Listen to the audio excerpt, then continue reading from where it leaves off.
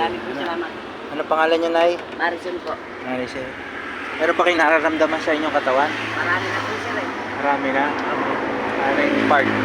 Buong katawan? Hindi naman po, mga braso po.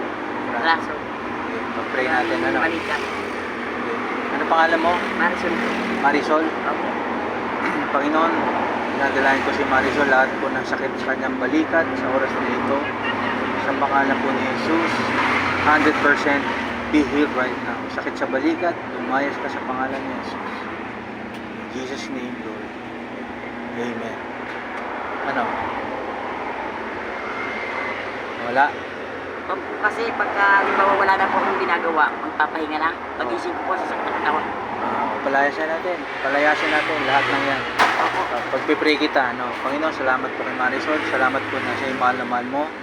Lagi mo po siyang iniisip at ang kalooban mo yung kagalingan sa kanya. Pagkaloob mo, Ama, sa oras na ito, palayan mo ang kanyang negosyo, ang kanyang pamilya.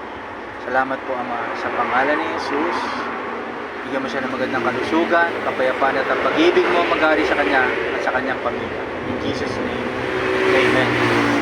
God is good.